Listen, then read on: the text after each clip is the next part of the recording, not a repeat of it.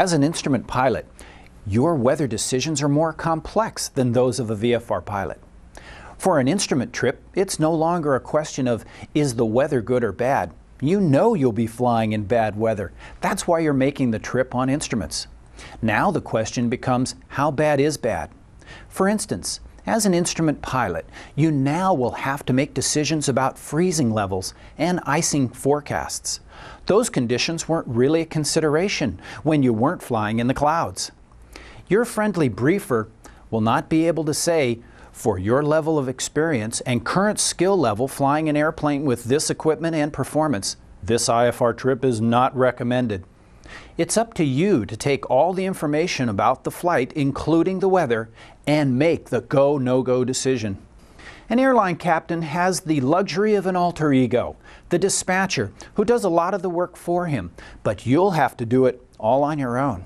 So let's cover some of the tricks that will help you make your weather decision making better and your IFR trip safer. First of all, one of the most important things you can do as an instrument pilot is get a clear understanding in your mind of the big picture, what the weather folks call the synoptic situation.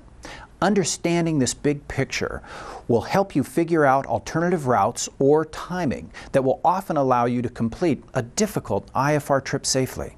The good news is you have more resources available than general aviation pilots ever had before. Great sources of information include the weather map in your local newspaper, your local TV station, and the Weather Channel. The Weather Channel has a 7-day outlook that lets you see how fast and in what direction fronts and precipitation areas are expected to move. These days, if you have access to a computer and can get online, well, you're really in high cotton. The basic system for pilots is called DUATS, Direct User Access Terminal System. Most of the information you can get on it is free because the FAA picks up the tab.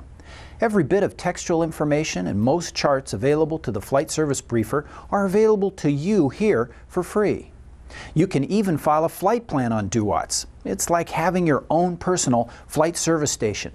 This service is available in the 48 contiguous states, and all you need besides a computer is a current medical certificate.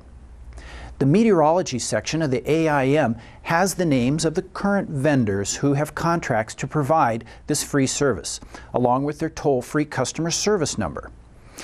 Now, if you want even more pictorial stuff, maps, charts, and such, you can pay for a premium service. The vendor will tell you how that works when you sign up. As long as you're online, the internet offers even more alternatives. Some require subscription.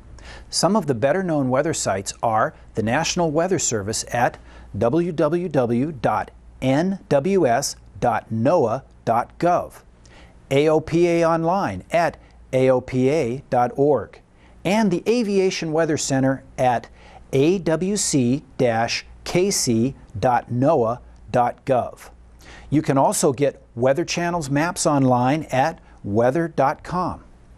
There are more helpful sites coming online every day. As you can see, you have wonderful tools that with a little extra effort will give you the big weather picture and how its trends might affect your planned flight.